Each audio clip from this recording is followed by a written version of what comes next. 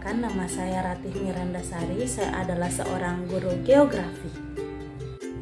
Mengapa bisa setiap harinya kita minum, mandi, dan mencuci?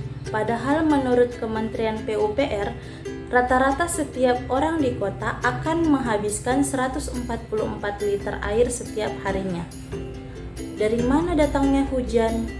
Dari mana air-air itu berasal? Pernah tidak kalian berpikir, mengapa air di bumi ini selalu ada, padahal ada banyak sekali makhluk hidup yang mengonsumsi air? Air di bumi 97,5%-nya merupakan air asin, 2,5%-nya merupakan air tawar. Namun, tidak semua air tawar dapat dikonsumsi dikarenakan letaknya yang sulit dijangkau, seperti di atas gunung, di dalam tanah yang sangat dalam, ataupun menjadi es. Hanya kurang dari 1% air yang dapat dikonsumsi. Lalu, apa yang terjadi dengan air-air yang ada di bumi? Menurut Jim Webster, seorang vulkanologi Amerika, bumi sangat efisien menyimpan air karena adanya siklus hidrologi.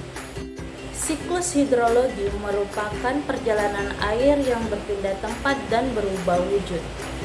Siklus hidrologi diawali dengan adanya evaporasi, yaitu penguapan oleh matahari pada tubuh-tubuh air seperti air laut, danau, sungai, rawa, dan sebagainya. Lalu setelah itu terjadilah proses kondensasi atau pengembunan uap air di atmosfer yang kemudian disebut sebagai awan.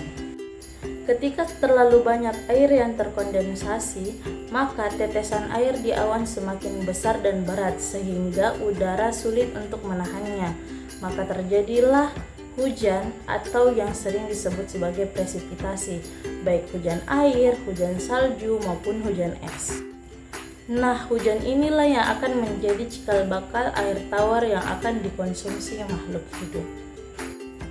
Hujan yang jatuh ke permukaan tanah dan meresap disebut sebagai infiltrasi, di mana ini akan menjadi cadangan air tanah. Sedangkan air yang berjalan atau bergerak di atas permukaan tanah disebut sebagai runoff. Air ini yang mengisi tubuh-tubuh air di permukaan tanah atau permukaan bumi. Air-air inilah yang akan dikonsumsi oleh makhluk hidup. Namun, ketika makhluk hidup terpapar sinar matahari, maka air-air yang ada di tubuh mereka juga dapat terkondensasi masuk ke atmosfer atau sering disebut sebagai evapotranspirasi. Berkat adanya siklus hidrologi, maka air yang ada di bumi sejak bumi terbentuk hingga sekarang merupakan air yang sama.